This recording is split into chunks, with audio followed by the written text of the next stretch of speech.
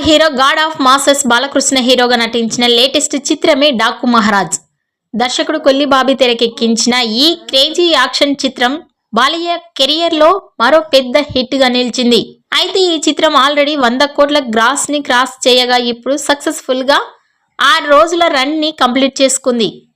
మరి ఈ 6 రోజుల్లో డాకు మహారాజ్ సాలిడ్ నెంబర్ 124 కోట్ల గ్రాస్ ని అందుకున్నట్లుగా మేకర్స్ ప్రకటించారు.